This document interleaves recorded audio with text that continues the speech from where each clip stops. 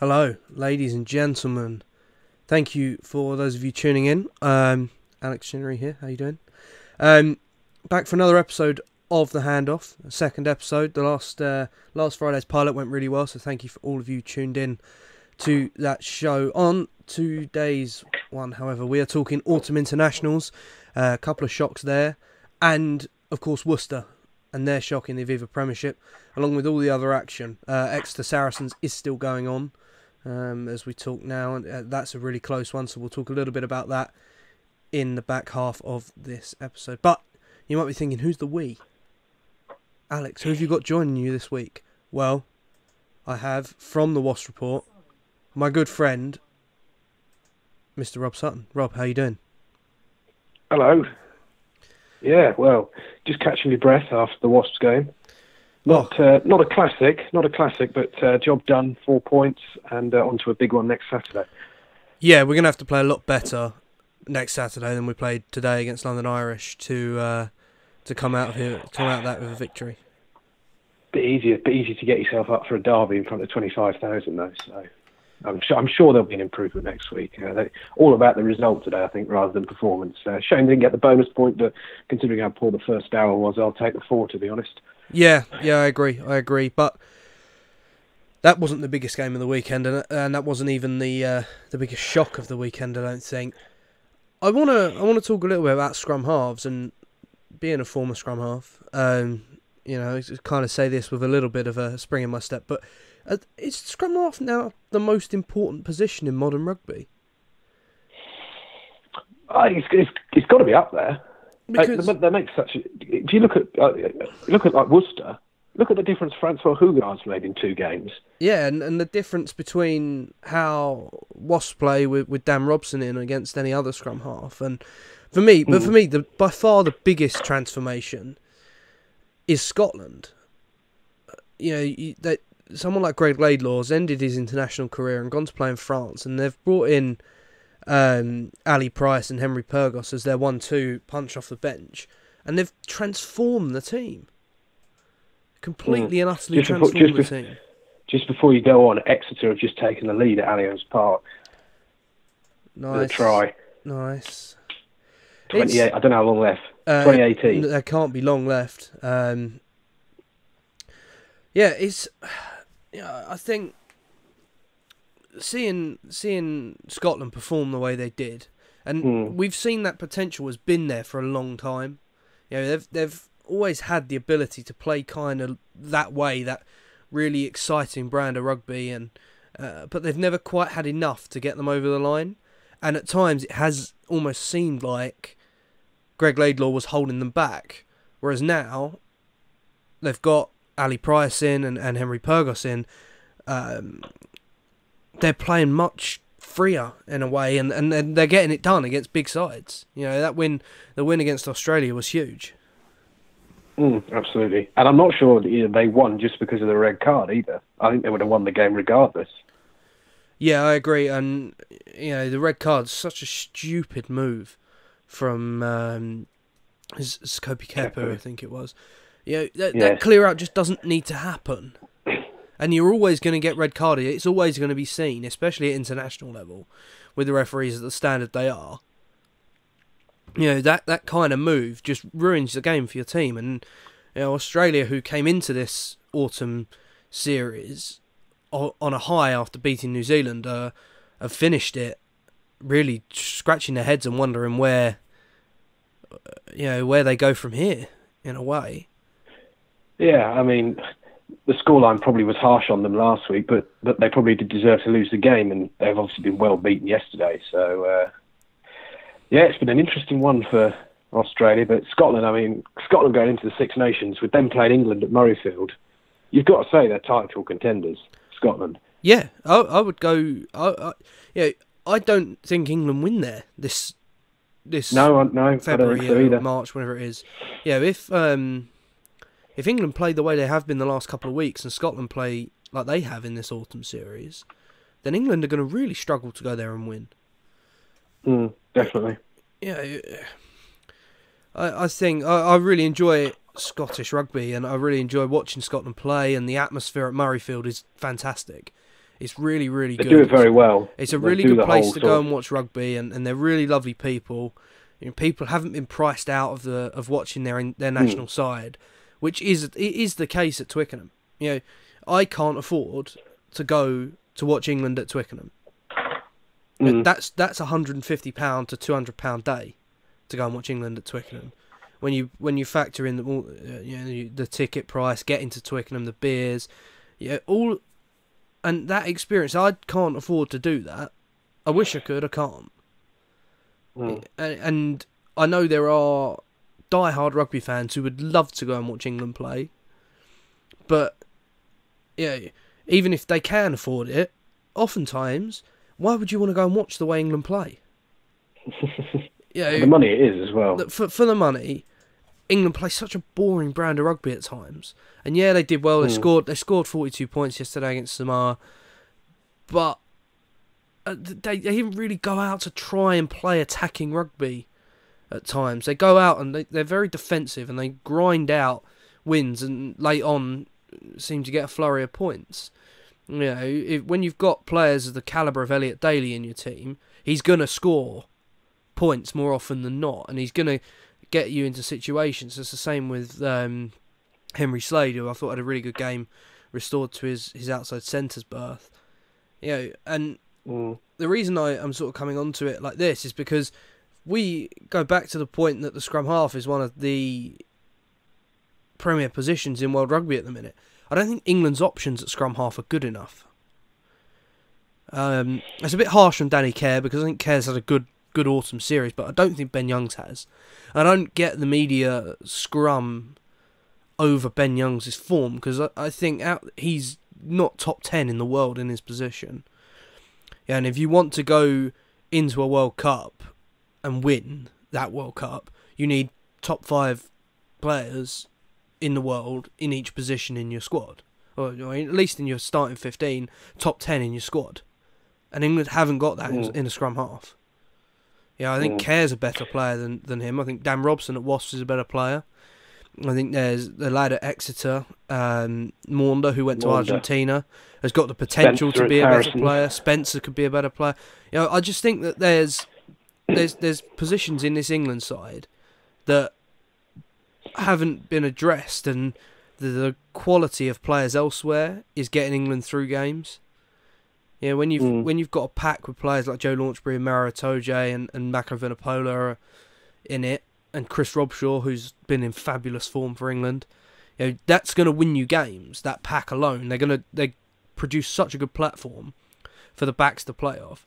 That's going to win you games. But I just think to beat New Zealand, and to beat New Zealand in a World Cup, and beat Australia in a World Cup, and beat even the French seem always to do well at World Cups, we need to get more from our halfbacks.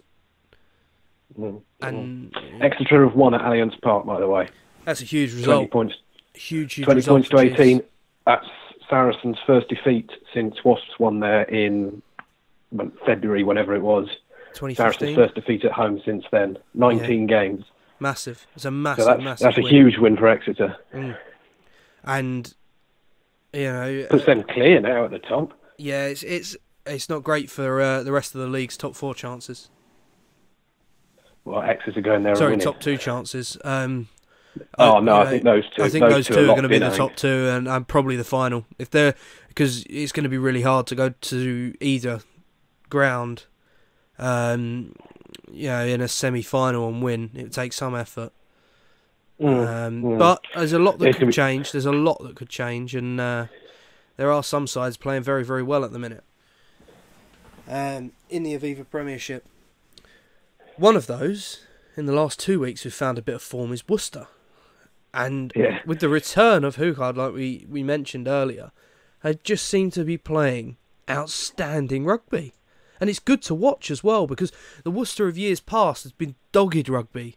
That they've eked out wins and they've grinded out wins against teams. But the last 2 weeks, they've scored 5 tries in each game and blown away their opponents. Yeah, although it was a 4-point score yesterday at Welford Road, Worcester were by far the better team. Leicester got a try quite near the end that got them a losing bonus point. Yeah. And Worcester thoroughly deserved the victory. And that lad Josh Adams again. Oh, I don't know how much longer Wales can ignore him for, to be honest. I mean, it's just a quality player. Well, and he's dangerous. Whether he will go to a bigger club is another matter. But quality player. It is now up to him to decide whether he wants to play for Wales or play for a big club in England. Because there will be teams sniffing around him. But if he wants to play for Wales, he has to sign a contract with a Welsh club. And it's going to be a tough decision, because if I'm Josh Adams, the same for Thomas Young at Wasps, I need to almost get assurances from the Welsh setup that they're going to pick me before I go back. Because Thomas Young hasn't been picked this autumn, and I'm half expecting him to sign a new deal with us, because if he's not going to get picked, there's no point in him going back to Wales. So there's no point moving if you're not going to get picked. Which is what I think this shoehorning players and only picking players from your country. That's what it does. It shoehorns them to come back or abandon the national team. New Zealand can do it, and the reason New Zealand can do it is because they have such great coaching at junior level and schools level, and even sort of under 21 level, that they can just roll new players off the production line year after year after year. That's not the reason that their national team's so good. Isn't because they only pick players that play in New Zealand. The best players play in New Zealand because everything you do when you play rugby in New Zealand is geared to getting the player to play for the All Blacks. And they know that if they go, there's not going to be a drop-off from the national team. The national team isn't going to call and want them back like Australia had to do with Curtly Beale, because they haven't got the talent there. They're just going to pick up the next guy off the production line and put him into the team. And that's why I don't think it will work for Wales, because they're not producing the youngsters like New Zealand are, that roll off the production line. Because a lot of these players, rugby's a short career, and your career could be ended in the next game. And as brilliant as it is to win caps for your country, it's the best thing you can do. But you've got to provide for your family. You've got to support yourself. If you're not going to earn great money playing in Wales, if the financial future of the union is as unsteady as it currently is going forward, players aren't going to stick around because they know they're not going to get paid very much, because the Welsh union can't commit to it. They're going to have to come to England or go to France to earn their money. And if you haven't got that next group of players coming in and replacing them, which Wales don't, because if they did, they wouldn't be trotting out Jamie Roberts at outside centre for games anymore. So there's a bit of a disconnect between the policy and the intended end of it. Yeah, speaking of Wales, though, I thought they did all right yesterday, to be fair. Yeah, it was always going to be tough for them. New Zealand side, despite missing a few players, it's still full of incredible talent. I only was a freak yesterday. Yeah, Rieko Ioane is so good to watch. He's got to have an outside shot at winning World Player of the Year, in my opinion. I think he's been phenomenal for New Zealand. And he must be an absolute lock for Young Player of the Year. 20 years old, to break into that team and play the way he has against the Lions and on there through the Rugby Championship and into this tour for them. He's been brilliant, in my opinion. He's one that if New Zealand ever discard, if he wants to go the Charles Piutau route, then he's more than welcome. A little word on Japan quickly, who drew 23-all with the French down in the south of France, and France often have hardly ever lose down in the south. They've got an incredible record down there. Taxi for Mr. Noves. Yeah, I think Noves is done. Jamie Joseph, who's the coach of Japan, I thought was great. His post-match interview, he was disappointed that they didn't win, which is, fair play. I think from all accounts of the game, they were by far the better side, and they missed a conversion, they missed a late conversion to win the game. And having been down in New Zealand over the summer, there's a lot of scepticism towards the Japanese Super Rugby franchise. But I think what we can take from it is that whilst the Super Rugby franchise might not be overly competitive on the pitch, it's making the national team better and better each time they come and play, because they're coming out and they're winning games in the autumn, or they're drawing, in this case against France.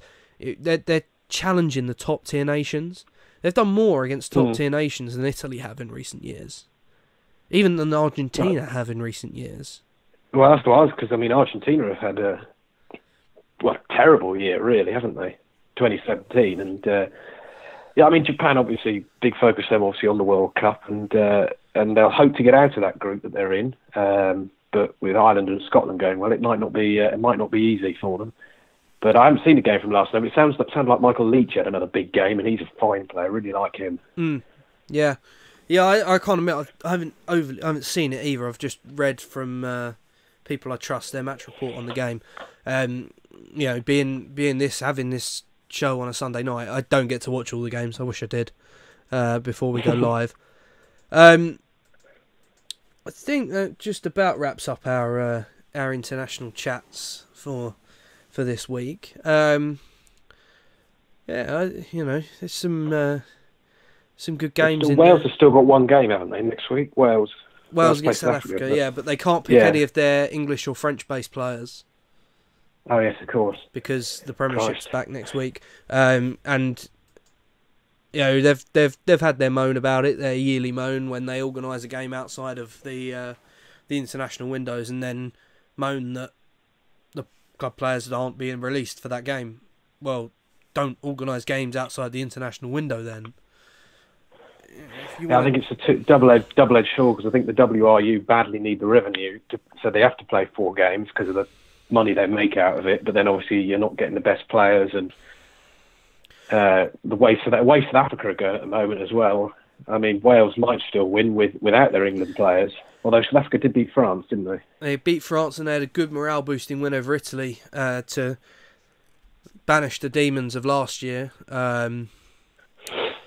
Yesterday evening, so that's they're coming in a little bit of form, and if one country turns around between now and the World Cup, it wouldn't surprise me if it was South Africa.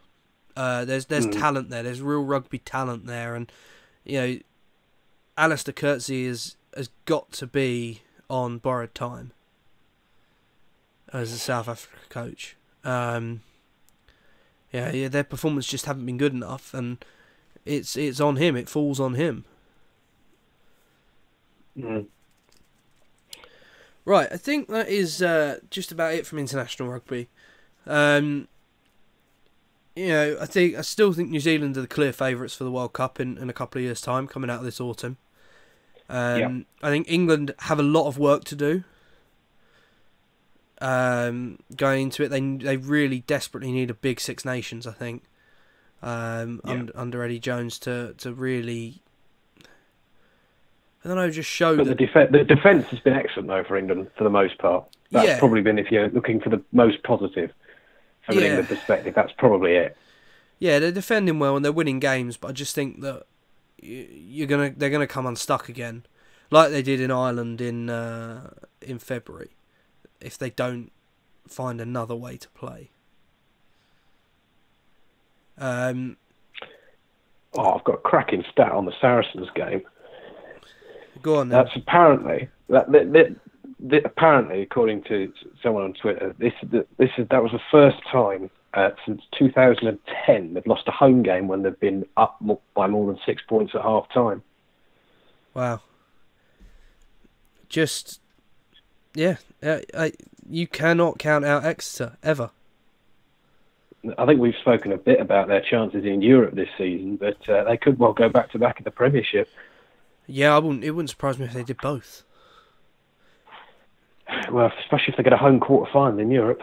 Yeah, you look at the players that they're missing today, and the players that they got out injured. Those guys coming back, the depth that they have in this squad is incredible, and wouldn't surprise me at all if they're challenging for both at the end of the season. But it could make them a favourable draw in the Premiership semi-final if they are challenging on both fronts and they've had a really long, hard season. All it takes is a couple of injuries and that build-up of games, and they could possibly be a casualty at the semi-final stage. Being a Wasps fan, that's what I have to hope. That's what we're hoping for. Yeah, because I can't see us getting a home semi-final if we get into the top four at all. So. Yeah, I think considering Wasps' start, it is probably going to be. We'll just take being in the semi-finals, I think. Yeah. Maybe. Well, we should start to recapture some form now, and we have the last couple of weeks. Obviously, a bit of a disappointing performance today, and a game which really London Irish should have won. If they want to stay up, they had to win today because Wasps were really poor. That's 2 weeks running now. Irish should have won. They should have beaten Bath the week before as well. Yeah. So for me, I think it's still a long way to go, of course. And Francois Hugo could get injured again, but I think the way it's going, Irish look doomed. Yeah, I think so. They haven't got a player like Huhard who's going to let them take that next step into a team that could play rugby to win games.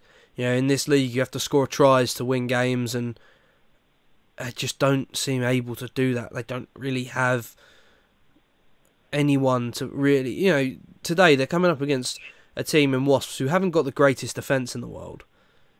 And they didn't really look like scoring at all. Well, they were gifted. The try came off an intercept, though. Yeah, so... Yeah, and there was a spell in the first half where they had quite a bit of pressure quite early on. But in the second half, a lot of Wasps defending, although it was very good, a lot of it was done sort of on the edge of the 22 rather than sort of right on the try line.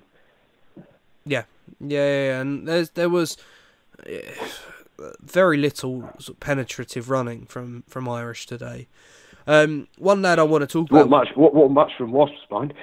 Well, there was a great game. There were. Villy LaRue was just creating breaks left, right, and centre, but Wasps just couldn't finish them off. And could have easily scored 6 tries today, and people wouldn't have blinked an eye. But the last pass couldn't go to hand. Anyway, if you want to hear more about Wasps Irish game, you should check out our podcast, the Wasps Report.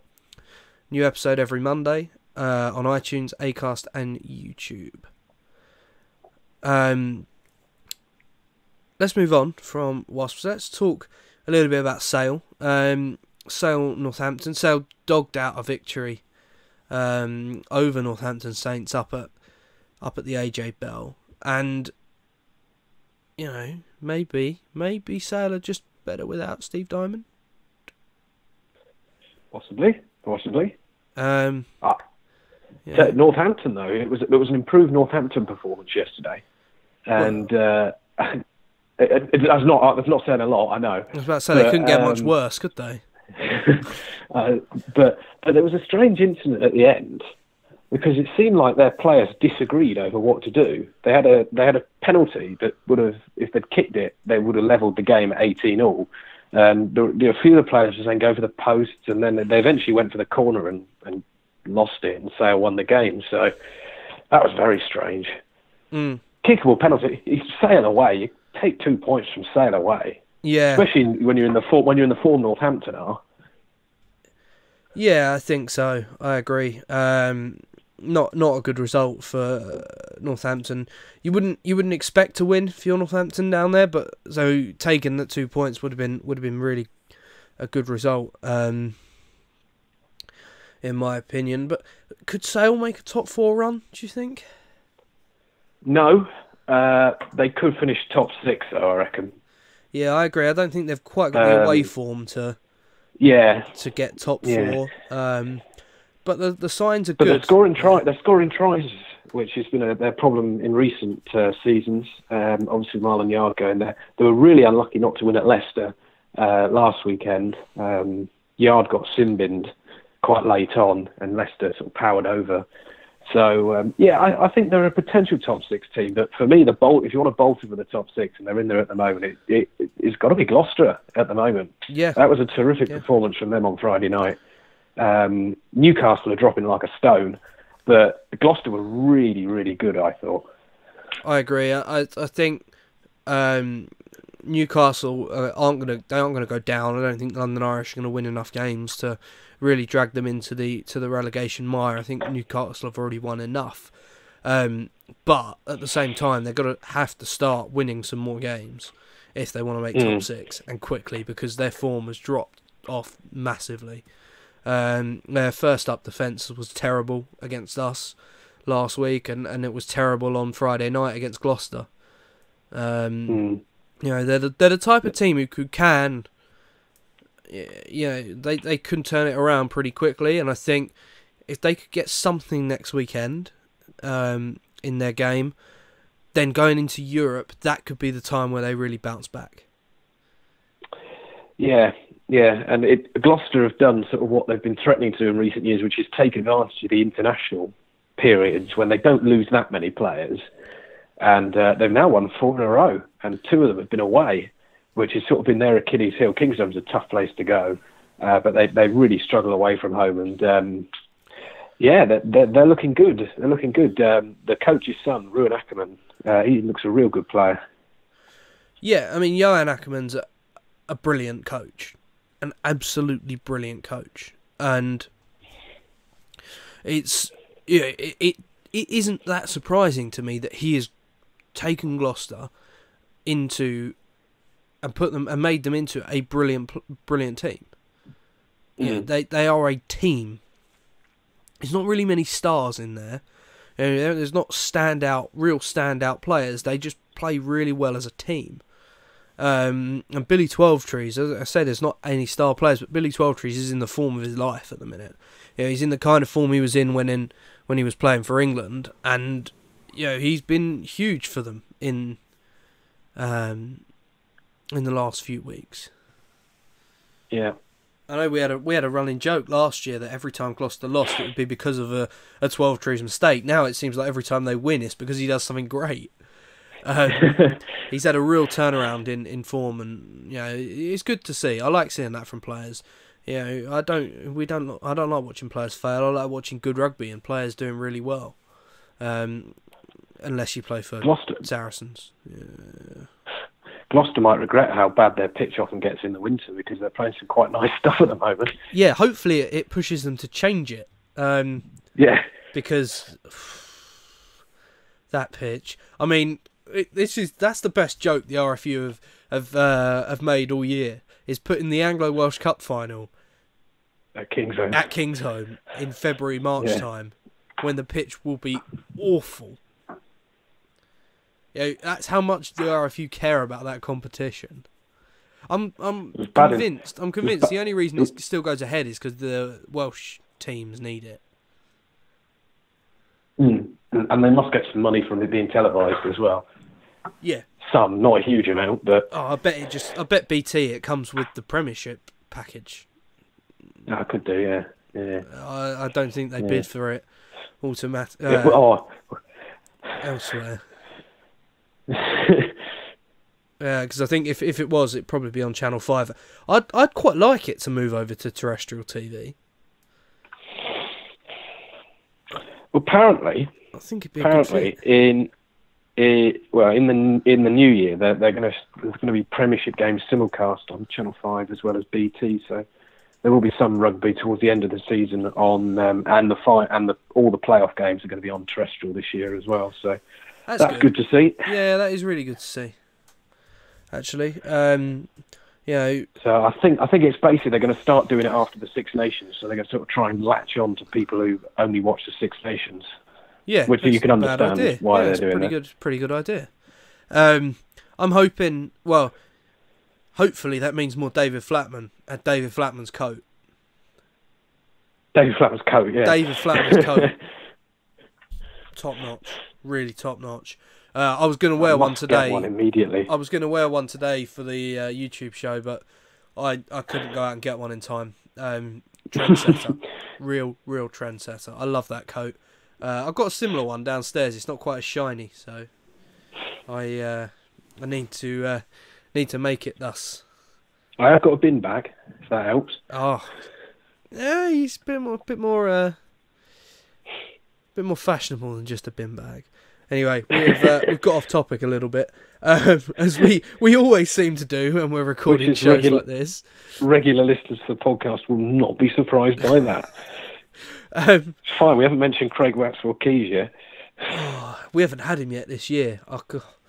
But I am going to mention the game that he officiated this weekend, and that was Bath against Harlequins. Bath blew Harlequins away in the first half an hour, and there was no coming back for Quins at that point. Yeah.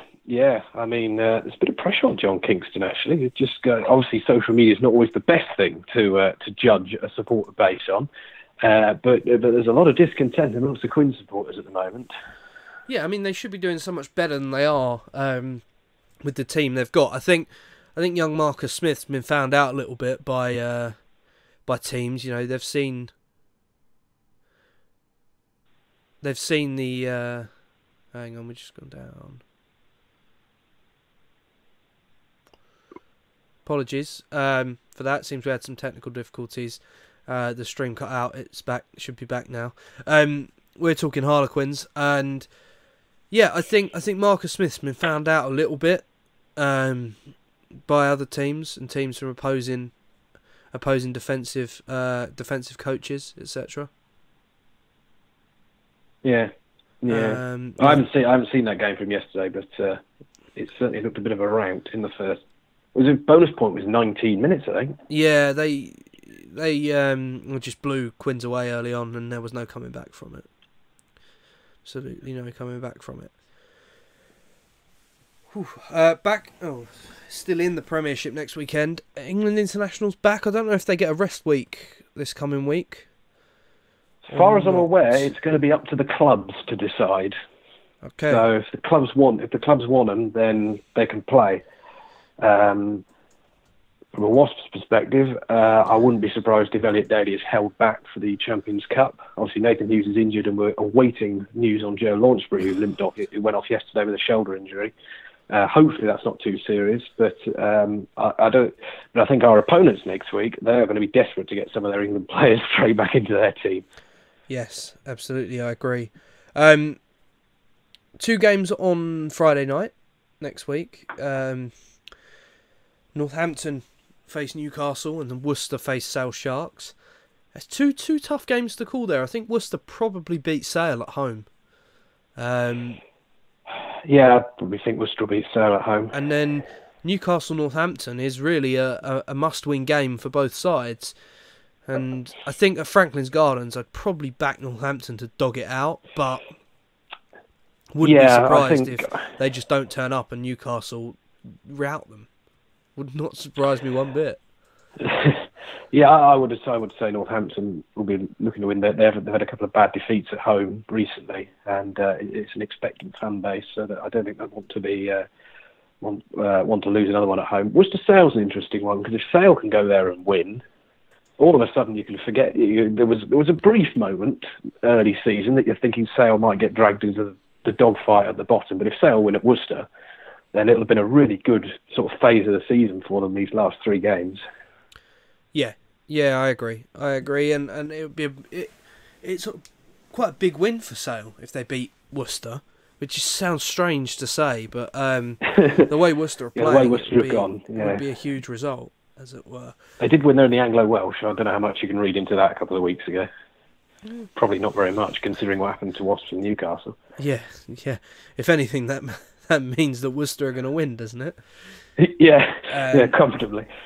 Then we have Saturday's games, which are there's a good offering there. Exeter face Bath at 2:00 in what's will be quite a good game. I think. I would say Exeter win that. Exeter at home.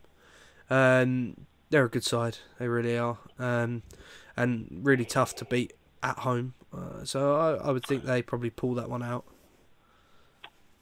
They do have quite a poor record against Bath, though. It's been sort of a bit of a bogey team for them in recent seasons. So if one team is going to go there and win, it would be Bath. And if they can reproduce some of the form from this weekend, I'd give them a chance. But I think Exeter will probably be too strong. It'll be a decent game, that one. Yeah, I agree. I think, though, after winning at Allianz Park this weekend, it's going to take a while for Exeter to come back down to earth. My opinion. Gloucester face London Irish, and I can't see Irish beating them at King's Home. Sorry, Irish fans, as well as you did today. That could be. I don't think you'll score enough points to beat Gloucester at home. I was going to say, I think that could be a 5-pointer for Gloucester. Yeah, I would. They will expect it to be. But the biggest game of which Saturday... means that Gloucester will lose then if all of a sudden they're expected to win. Oh, you know it's going to happen. But by far the biggest game of Saturday and of the weekend, in my opinion, is the derby. Not a local derby; it's a competitive derby. All of you that have been coming on, saying, it's not a derby. Leicester Wasps isn't a derby. You're a London team. It's not a derby. It is a derby. Learn your history. It's a competitive derby. Much like Chelsea and Manchester United at football is a derby. Yes. Two successful sides who came up against each other an awful lot in finals and semi-finals over the years. And there is enough needle in this game to show it definitely is a derby. Oh yes, wait for a fight on Saturday. There's always one. It should be a cracking game. Big crowd, 25,000 plus. If we get anything like the drama we had in May for the semi-final, then it should be a tremendous occasion. Obviously, Wasps going for a 5th win in a row against Leicester, which would be quite nice in my final year here at DMU. If we could just continue this winning run for just one more season, it'd be very nice indeed. Well, I hope we continue it for 10 more seasons. Yeah, I know, but 20 I'm not going to be more living seasons. here anymore, so I won't have to deal with them. So, but no, I mean, it's been an interesting one for Tigers this season because they've had some good results, but they've never really set the world alight, I don't think. And that defeat to Worcester was coming. They should have lost to Sale the previous week, and I'm just kicking myself. I didn't back it in our predictions on the podcast. So was I. I knew that they would. That they could do it. I just damn it! I should have picked it. Yeah, so I think Wasps should have enough to win that game at home. I'd be disappointed if we don't. Yeah. But it will be a real tough one. And then Saturday, Quins host Saracens. The Stoop. There's only one winner I see there. There's going to be a massive fight back from Saracens, who've lost two on the bounce. Now, yeah, I can't. And they're not going to. They're not going to get. They're not slightly. Yeah, so do I, and they are not going to want to go into a double-header with Claremont on the back of 3 straight defeats. No. I see Owen Farrell, Maro Toje, Mako Vinopola all coming back and playing this week. I think they will want to try and beat Quins and beat them, making a statement ahead of that Claremont double-header. I really do. Yeah. Okay, one final bit of news to talk about before we go. Harlequins got planning permission, or put in for planning permission for a new stadium. The beginning of the week, it's going to be a 25,000 seater on the site of the current, on the site of where the Stoop currently is. I think that'd be a massive move for the club and a really, really good move in my opinion. I'm all for teams expanding their stadiums and trying to grow the game, especially the club game in this country. I think Wasps showed the way to do it. Leicester showed the way to do it first with Welford Road, the way they sell out that stadium week in, week out. I think then Wasps showed by moving to the Ricoh Arena, a 30,000 seater stadium. That the way forward is to have stadiums of that size and be able to sell that many tickets to live games. I think Quins could sell out a 25,000 seater regularly. I think they definitely could. I think if you look at the last 2 seasons, the Stoots have been pretty much sold out for the league games, for pretty much all of them, and that's 15,000 tickets. So you had 25,000. It's a popular away trip for a lot of supporters as well, not just Wasps, but all teams. Nice place to go. They can still do their sort of 1 game a year over the road at Christmas. So I think that'd be a really good move for them, and I know they're trying to get I think they're hoping that the Stoots are going to become the permanent home of the Red Roses, the women's team, and if you could sell that out for 25,000, it'd be great as well. Yeah, absolutely. I think it's a really, really good move from Harlequins, and I hope it all passes through. Yeah, and on a similar vein, Newcastle Falcons taking a home game at St James's Park in March. Really disappointed they didn't take the Wasps game, because that is a fabulous stadium. And that'd be a tremendous occasion. I might go anyway. Just as a precursor to our trip there at the end of the season. I'm definitely going up for the game at the end of the season. Yeah, but I think I will as well. I might go to this one as well. I love Newcastle. Going and watching sport in the North East is great. And they're mental. This will be a really good event and a really good day, and I think it's a really good move from Newcastle to try and get it done.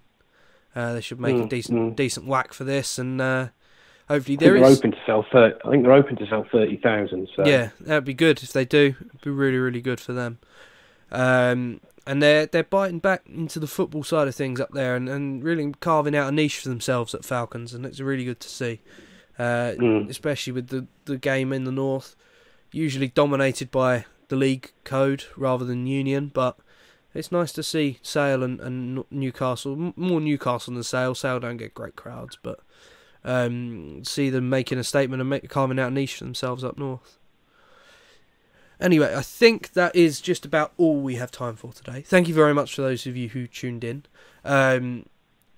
Rob, thank you for coming on. I'm sure I will get you on in the near future. Make sure you give me a follow on Twitter at I am Alex Chinery. Rob is on there as well at RobSutton22. And if you enjoy, subscribe to us on here on YouTube for more content from the handoff, from the Wasps Report. There's going to be a special video coming out after the Wasps away game in La Rochelle, which I'm doing in conjunction with Wasps Rugby News. They are on Twitter at Wasps Rugby News, and my own website by Alex Chinery, which is www.alexchinery.com, which is where the handoff blog is housed. We're going to be doing a special video coming after that trip, which will be on this YouTube page, so make sure you're subscribed for that, and for all of our content. All of our content is put on here, so it's great to see people subscribing and watching. Thank you very much for those of you that tuned in. Really appreciate it. Have a good day. Bye bye.